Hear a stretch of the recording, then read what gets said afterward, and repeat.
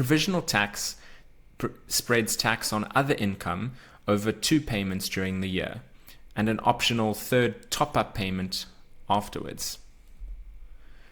If you only earn employment income, also known as remuneration, your employer is probably deducting PAYE from your income. That makes you a non-provisional taxpayer. But if you earn income from other sources, whether it is from a business that you run or rental income that you earn, or maybe some freelancing or consulting work that you do on the side, then you are a provisional taxpayer. Now, in this video, we're just talking about individuals because that's what's relevant to most people, but all companies are provisional taxpayers too.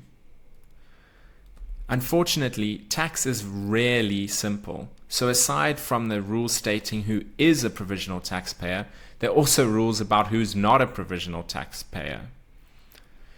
So let's say you're employed and you earn a salary, but you also earn some extra income.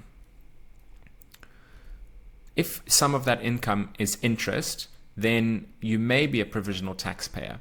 But there's a rule that says that if the interest that you earn, that is your extra income, is less than 23,800 Rand, then you're not a provisional taxpayer. And the reason for that is that the first 23,800 Rand of interest that any individual earns is exempt income, meaning it's not taxable. So any interest you earn above that threshold, and the threshold's a bit higher for people who are older than 65, but if you earn interest above that threshold, then you'll get taxed on it. But if you earn below it, then it's all exempt income. And so there's no need to pay provisional tax on that income or register as a provisional taxpayer. Likewise, if your extra income is from a tax-free savings account or a TFSA, then obviously you're not taxed on that. So there's no need to pay provisional tax or register as a provisional taxpayer. Now, the last exception is very specific. If you don't earn any income from carrying on a business and your total taxable income is below the income tax threshold, which for the 2027 year is 99,000 Rand.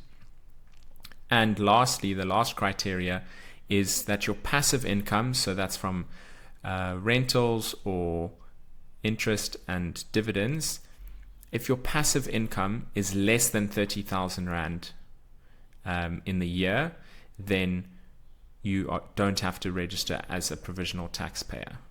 Now, obviously, this is very specific, but essentially it covers taxpayers that have been identified as fairly low risk. So if you're not carrying on a business, then you mostly have passive, you probably just have passive income, maybe with remuneration from employment. And if your passive income is less than 30,000 Rand, then there's a pretty low risk of understatement or underestimation. So if you're a provisional taxpayer, what does that mean? I won't go into the details of how to calculate your taxable income, but you would pretty much just add all your sources of income together and deduct any allowable expenses. Now let's focus on how to calculate how much provisional tax you owe. Let's assume you've estimated how much money you'll make over the course of the tax year from all your different sources of income. And then you've subtracted any deductible expenses. That's your taxable income. Now you need to calculate your estimated total tax for the year. You can use the tax tables provided on the SARS website or an online calculator like TaxTim. I'll put a link in the description for the TaxTim website.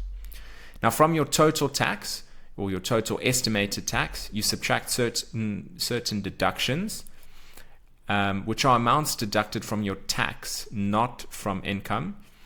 So for example, that's PAYE that you've already paid or has already been paid, foreign tax credits, and medical tax credits. This gives you the total provisional tax due, which is split into 2 payments. So the 2 payments are spread over the year. The dates on this slide are for individuals and other entities with a Feb year end. but companies will make payments according to their financial year. So 6 months into their financial year, and then at the end of their financial year. Logically, you pay 50% in the first payment and 50% in the second payment. There's also a top-up payment 6 months after the end of the tax year. If your actual income is more than your estimate, making a top-up payment can help you to avoid penalties and interest on the difference between what you expected to earn and what you actually earned. So now that you understand how provisional tax works, if you're a provisional taxpayer, you can log on to e-filing and add provisional tax to your e-filing profile. I actually did this earlier this year, and I was surprised by how easy it was and how simple the provisional tax return is. If you think you're a provisional taxpayer but you're not sure, you can still submit returns and make provisional tax payments. Registering for provisional tax does not automatically make you a provisional taxpayer. You aren't forced to submit just because you added it to your e-filing profile.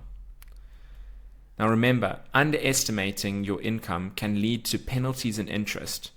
So it's important that you make sure that you submit an accurate estimate.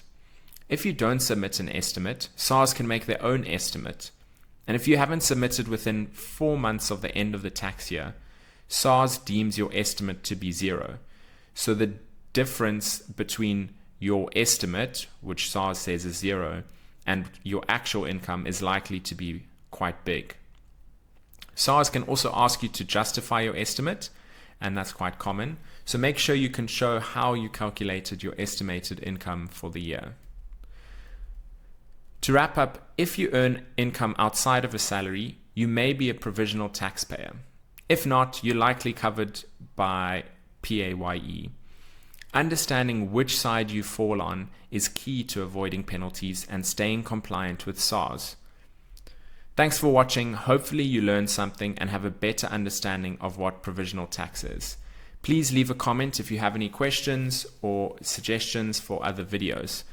Click the link in the description to get a free summary of everything covered in this video. Just a reminder that this video is for informational purposes only and is not intended as tax advice or a replacement for tax advice.